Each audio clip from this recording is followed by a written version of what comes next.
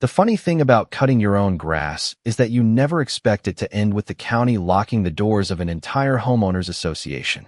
The first thing I noticed that morning wasn't the flashing amber lights parked outside the Willow Creek Meadows HOA office. It was the silence. The same people who had spent months telling everyone they owned the neighborhood suddenly stood on the sidewalk with folded arms, watching a county official fasten a bright red notice across the front door. Another worker carefully lowered the HOA's polished wooden sign into the bed of a pickup truck while two sheriff's deputies observed without saying a word. Brenda Whitmore, the woman who had ruled our subdivision like a suburban queen for nearly 6 years, looked as if someone had drained every ounce of certainty from her face. She kept pointing toward me from across the parking lot, insisting there had to be some mistake. There wasn't. 3 months earlier, none of this seemed possible. Back then, the only sound filling the cool spring air was the steady rumble of my old John Deere mower rolling across a meadow my family had cared for longer than most of the subdivision had existed. The smell of fresh-cut grass mixed with damp earth drifted across the property exactly the way it had every spring since I was a kid riding beside my father on that same faded green machine. I remember the morning sunlight catching the dew on the tall grass, turning every blade into tiny pieces of glass. Nothing about that day felt unusual. I wasn't building anything. I wasn't tearing anything down. I wasn't bothering a single neighbor. I was simply mowing my own meadow, just as my father had done before me and my grandfather before him. Then I heard the sharp crunch of expensive tires rolling over gravel behind me. I shut off the mower, and the sudden silence felt almost unnatural. Brenda climbed out of her white luxury SUV carrying a thick binder pressed against her chest like it was some kind of sacred book. Her smile wasn't friendly. It was the kind people wear when they think they've already won. Without even saying good morning, she informed me that I had just destroyed protected HOA landscaping and violated community preservation rules. I honestly thought she was joking. I even looked around to see if someone was filming one of those neighborhood prank videos. But Brenda wasn't laughing. She pointed toward my meadow and calmly explained that the land had become a designated community green space under HOA authority. According to her, I needed written permission to cut grass growing on my own property. The scent of gasoline from my mower still lingered in the air while I stared at her, waiting for the punchline that never came. 2 days later, a certified envelope landed in my mailbox. Inside was a lawsuit accusing me of property damage, unauthorized land alteration, and financial harm to the association. My attorney called it ridiculous. My neighbors called it unfortunate. Brenda called it inevitable. What none of them realized was that the lawsuit wasn't the beginning of my problems. It was the beginning of hers. Because hidden beneath 40 years of survey maps, forgotten county records, aging charter documents, and one weathered property marker almost buried beneath wildflowers was a truth no one in that HOA had bothered to uncover. They believed they were taking me to court over a freshly mowed meadow. They had actually invited the county to examine everything they had been doing for years. And once that first record was opened, there was no closing it again. Ethan Walker, 41 years old, land surveyor by trade, meadow restoration contractor by choice, and the third generation of my family to wake up every morning looking out across those rolling acres instead of another row of identical rooftops. Most people driving past my property saw an open field filled with waist-high grass, wildflowers, and scattered oak trees. They called it empty land because they measured value by what could be built on it. My grandfather measured value by what could still breathe there 50 years later. He bought those 38 acres in 1978, long before anyone imagined a subdivision called Willow Creek Meadows would spread across the neighboring farmland. Back then, the closest thing to an association meeting was 3 ranchers drinking coffee at the feed store every Saturday morning. My father inherited the land without changing much because he believed some places earned the right to stay exactly as they were. He taught me that a healthy meadow was never neglected. It was managed carefully. Every spring we mowed specific sections to reduce invasive growth, protect native grasses, and lower wildfire risk during the dry summer months. Every fall we walked the property together, checking drainage, replacing faded survey stakes, and clearing fallen branches from the shallow creek that curved along the eastern edge. Those routines became part of my life before I was old enough to drive. I can still remember sitting on the worn vinyl seat beside my father, feeling the vibration of the old mower through my boots while the scent of fresh grass mixed with engine oil and warm sunshine. When he passed away 6 years ago, I inherited far more than a deed. I inherited responsibility. My work as a licensed surveyor only deepened that respect because every day I watched people argue over lines they had never bothered to understand. A few inches on paper could become years of courtroom battles if the wrong person decided pride mattered more than facts. That is why I kept every survey, every maintenance log, every permit, and every photograph carefully organized in weatherproof filing cabinets inside my workshop. Most people laughed when they saw how meticulous I was. My father always used to smile and say that paper outlives memory. I never forgot those words. When the subdivision expanded closer to my property, new neighbors often waved while walking their dogs along the fence. Many of them were friendly. Some even thanked me for keeping the meadow beautiful because deer, bluebirds, and monarch butterflies still gathered there every season. I had no issue with the neighborhood itself. I simply stayed outside the association because my land had never been included in its original boundaries. That fact had never caused problems until Brenda Whitmore became president. Somehow an untouched meadow stopped being a family legacy and became an opportunity. Looking back now, I realized the lawsuit did not begin with one afternoon beside my mailbox. It began much earlier, the moment someone decided that confidence was more important than county records and that repeating something often enough could eventually replace the truth. Brenda Whitmore did not become the president of Willow Creek Meadows because she understood property law. She became president because nobody else wanted the job badly enough to argue with her. Before moving into the subdivision, she had spent almost 20 years selling upscale homes around the county. She knew how to speak with confidence, how to smile while delivering bad news, and how to make assumptions sound like established facts. She drove a white luxury sport utility vehicle that always looked freshly detailed, wore crisp pastel jackets no matter the season, and carried a leather binder filled with color-coded tabs that she opened almost every time she spoke to a homeowner. The binder had become part of her reputation. People joked that if Brenda opened it, someone was about to receive another violation letter. At first, I stayed out of her way. We nodded politely whenever our paths crossed, and that was enough for me. I had work to do, clients to meet, and a meadow that required more attention than neighborhood politics ever deserved. Then little things started changing. One afternoon, I noticed a glossy community newsletter tucked into my mailbox, even though I was not an association member.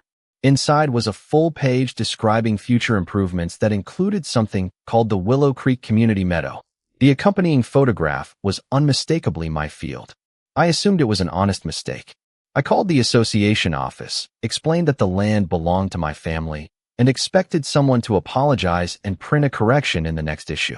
Instead, Brenda thanked me for my concern and assured me the board had everything under control. That answer sat in the back of my mind like a loose stone in a work boot. A few weeks later, wooden signs appeared along the road identifying scenic walking areas for residents. One of those arrows pointed directly toward my fence line. Families began stopping to take pictures near the entrance because they believed the meadow was now part of the neighborhood.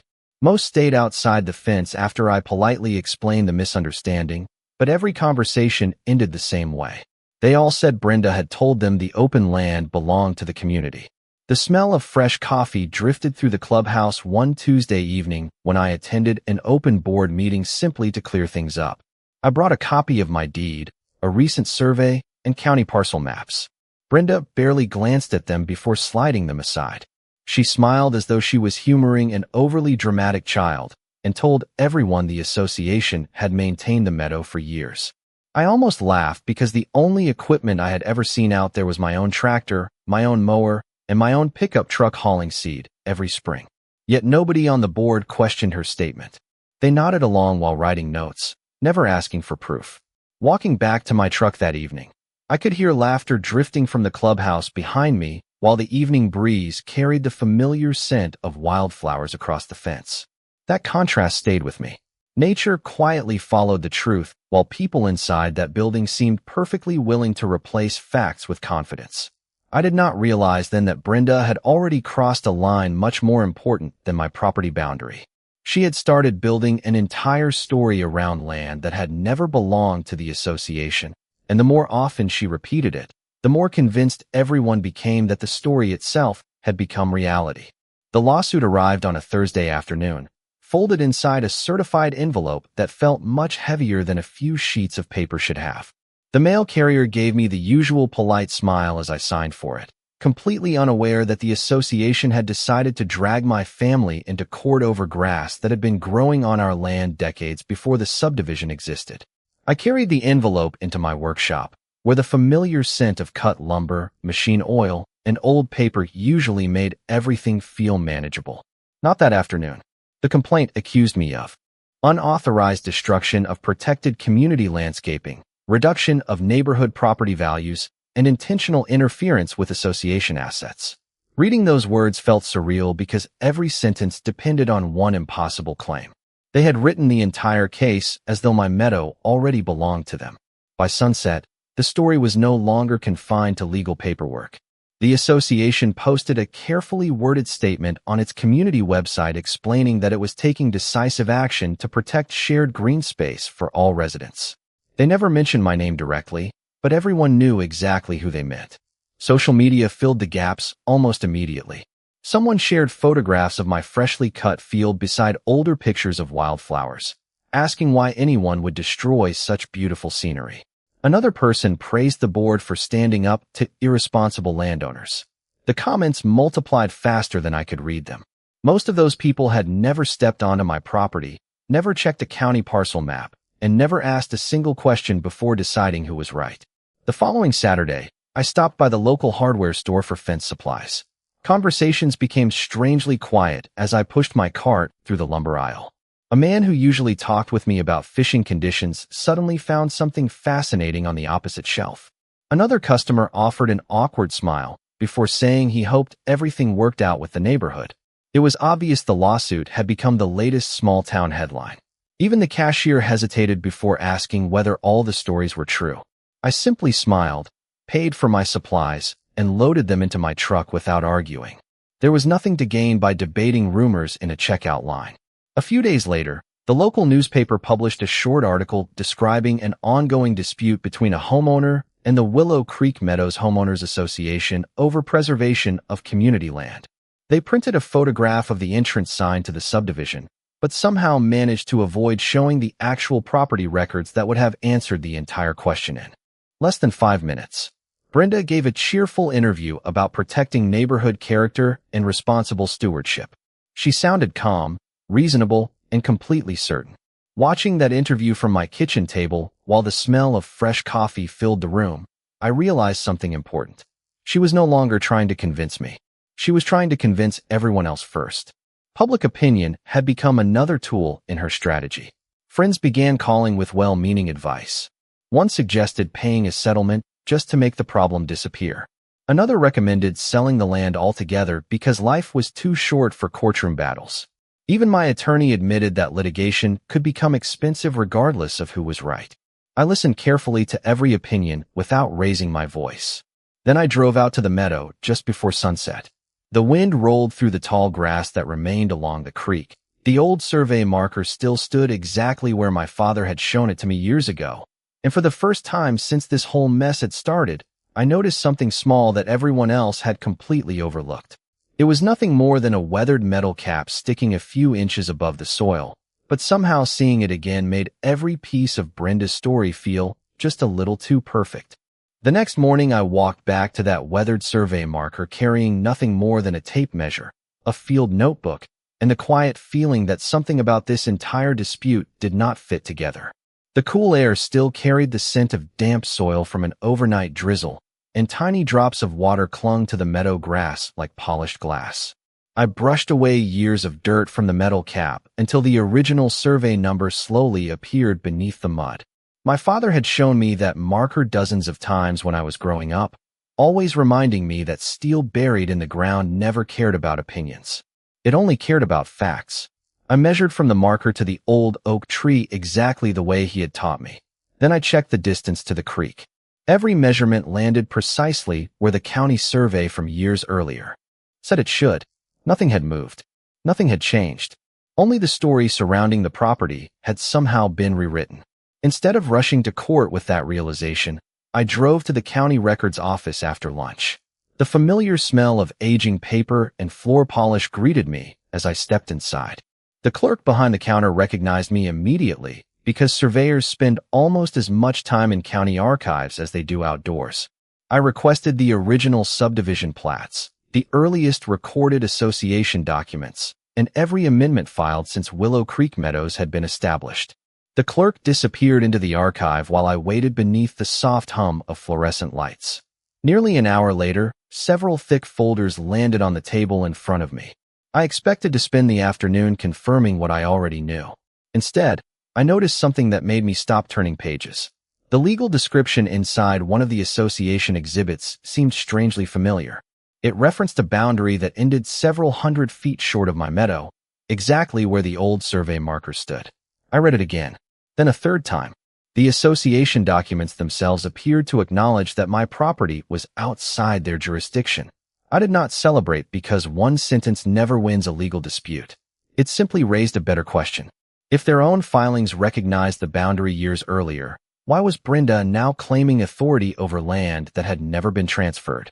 On my way home, I passed the entrance sign where residents were gathering for a weekend community picnic. Children laughed while neighbors unfolded lawn chairs beneath colorful tents. From a distance, it looked like exactly the kind of neighborhood gathering anyone would enjoy. Then I noticed one of the event maps displayed beside the sidewalk. The printed illustration highlighted my meadow as part of the recreation area. It even labeled future walking trails across property the association did not own. People smiled as they studied the map, completely unaware they were looking at something that did not match the county records sitting on the passenger seat beside me. I folded the observation quietly into my notebook without confronting anyone. By the time I parked outside my workshop that evening, the setting sun painted the meadow in deep shades of gold, while the old survey marker reflected a faint glimmer through the grass. For the first time since the lawsuit began, I stopped thinking about defending myself. Instead, I started wondering how long the association had been presenting those boundaries as fact, how many official documents repeated the same claim, and whether someone had simply made an honest mistake years ago, or whether the story had grown larger each time it was repeated until even the board believed it themselves. Either way, I knew my next step would not begin inside a courtroom. It would begin inside the public records where confidence could never outweigh the truth. I stopped answering rumors with words and started answering questions with records. That decision changed everything. While the association continued posting cheerful updates about protecting neighborhood interests, I spent my mornings inside county offices and my afternoons surrounded by stacks of documents in my workshop. The smell of old blueprints, printer toner, and weathered file folders slowly replaced the scent of fresh grass that had started this entire mess. Every page I opened seemed ordinary by itself. A subdivision plat from 20 years ago, a charter amendment approved by the county, annual filings, property tax maps, insurance declarations, budget reports. None of them looked dramatic, but together they began telling a story that sounded very different from the one Brenda had been repeating. My attorney noticed the same pattern almost immediately. He leaned back in his chair after reviewing the first collection of records and quietly said that whoever had prepared the lawsuit probably expected a quick settlement instead of someone willing to verify every document line by line. That observation stayed with me. Confidence had built the association's case. Documentation was beginning to take it apart.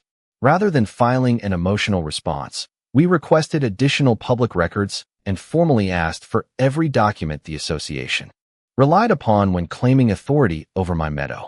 Weeks passed before boxes of material finally arrived. The board meeting minutes caught my attention first. I expected to find one vote authorizing control over my property. Instead, I found repeated discussions referring to future expansion of community green space, proposed maintenance areas, and conceptual recreation maps. The language always suggested plans for the future rather than ownership in the present. Yet somewhere between those internal discussions and the public newsletters, possibility had quietly transformed into certainty. I kept reading. Financial reports revealed annual landscaping expenses assigned to areas with descriptions broad enough to include land beyond the recorded subdivision boundary. I could not immediately determine whether anyone intended to mislead residents or whether bookkeeping categories had simply grown less accurate over time. Either way, The numbers raised another important question. If association funds had been collected year after year for maintaining property outside its legal authority, someone would eventually have to explain why. I never accused anyone publicly because assumptions had already caused enough damage. Instead, I organized everything into labeled binders exactly the way my father had taught me. Survey records in one stack, charter filings in another, meeting minutes arranged by year, financial statements separated by budget cycle. Every page connected to another page somewhere else. Every answer created two new questions. The old survey marker standing quietly in my meadow suddenly felt less like forgotten metal and more like the first piece of a much larger puzzle.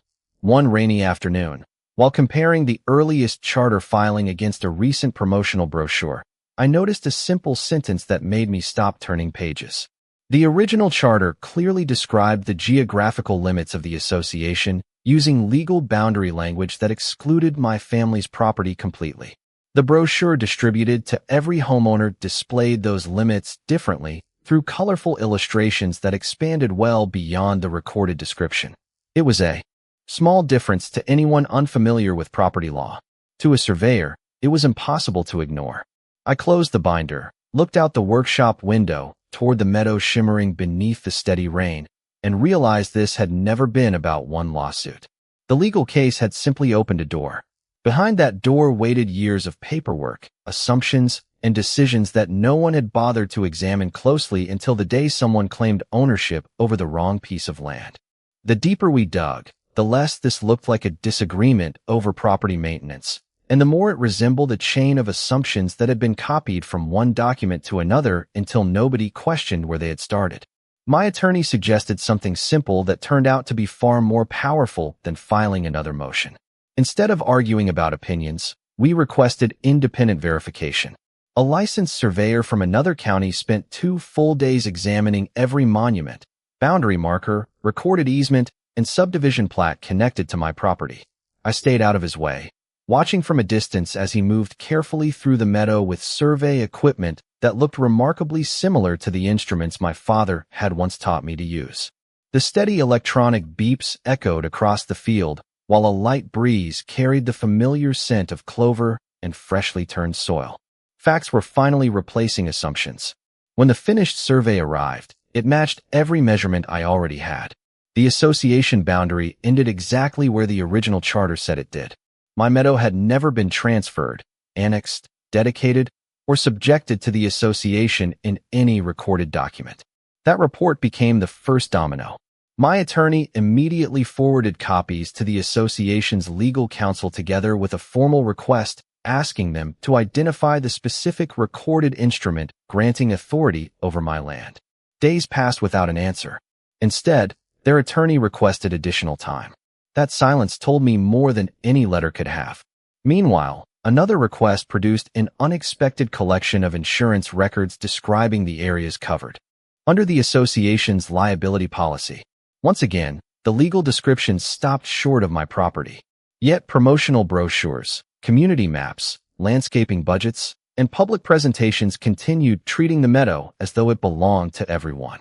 Piece by piece, every official record pointed in one direction, while every public statement pointed somewhere else.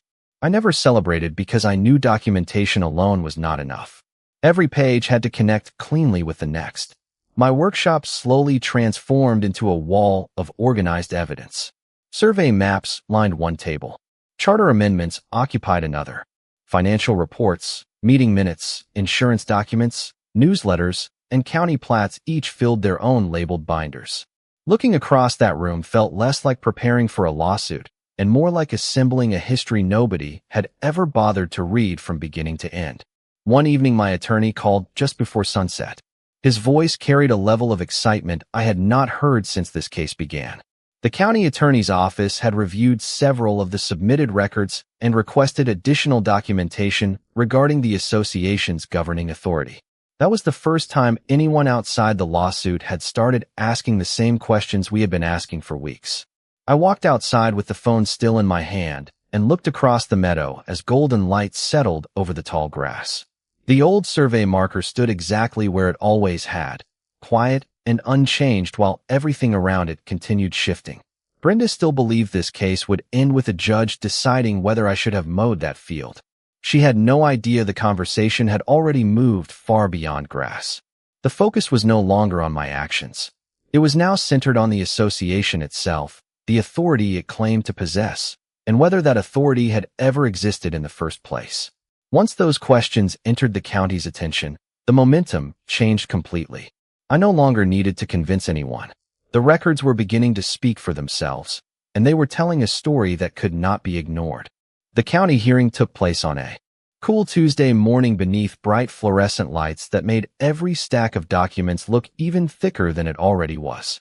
The room carried the quiet scent of fresh coffee, printer paper, and polished wood, the familiar smell of government offices where decisions are made with records instead of opinions.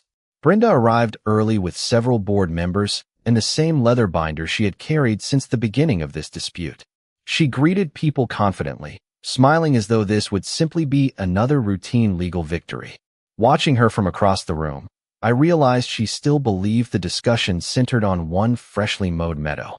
She never noticed that nearly every person entering the hearing carried additional files that had nothing to do with grass.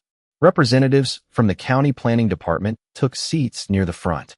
An attorney from the county administrator's office quietly organized several binders.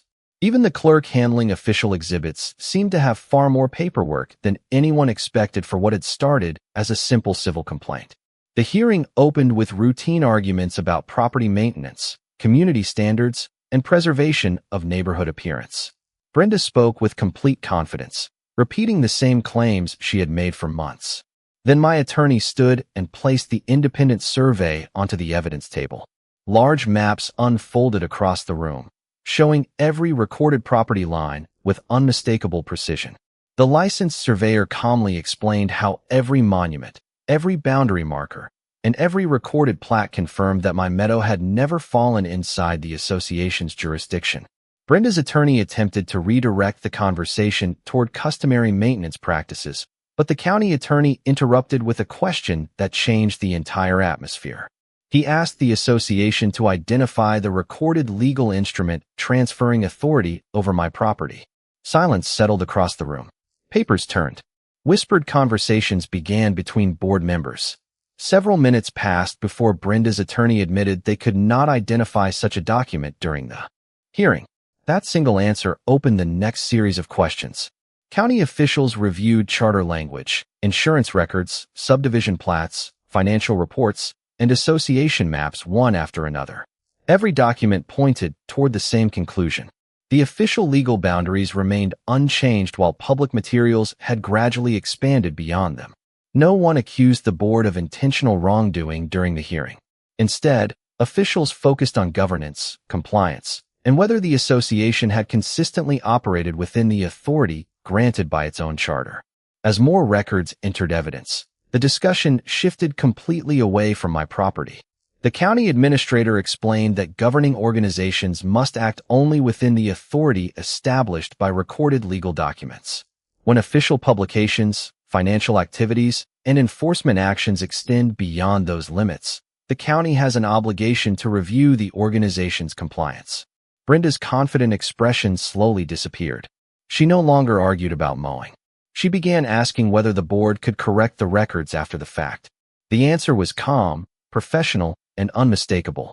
Administrative authority could not be created through repeated assumptions or community newsletters. It had to exist in recorded law before enforcement ever began.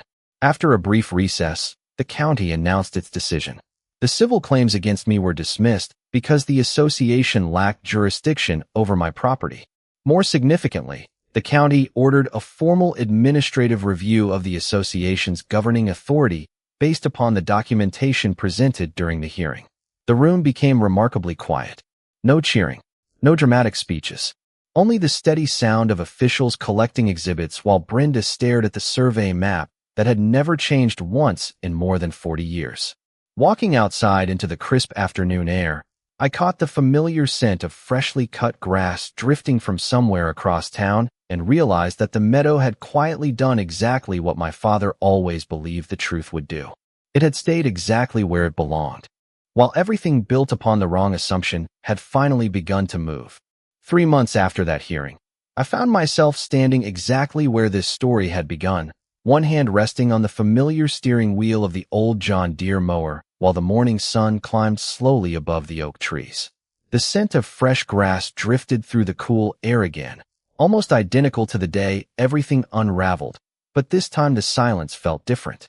There were no warning letters waiting in my mailbox. No glossy community maps pretending my family's land belonged to someone else. No expensive sport utility vehicle racing across the gravel to tell me what I could or could not do on my own property. The only sound was the steady hum of the mower moving across the meadow exactly as my father had taught me decades earlier. A week after the hearing, the county completed its administrative review. Their findings confirmed that the association had repeatedly acted outside the authority granted by its recorded charter. Rather than allowing those problems to continue, the county formally revoked the existing charter and required the neighborhood to reorganize under an entirely new governing structure before any future association could operate again. Residents received official notices explaining the decision, and for the first time many of them discovered that the boundaries shown in community newsletters had never matched the legally recorded documents. Several neighbors stopped by over the following weeks, not to argue, but to apologize. Most admitted they had simply trusted what they had been told because it sounded official. I never blamed them. It is easy to believe a confident voice when nobody has a reason to question it. Brenda moved away before the end of the summer. I never spoke to her again. I heard she accepted a position with a real estate company in another county, but I never bothered to verify the rumor.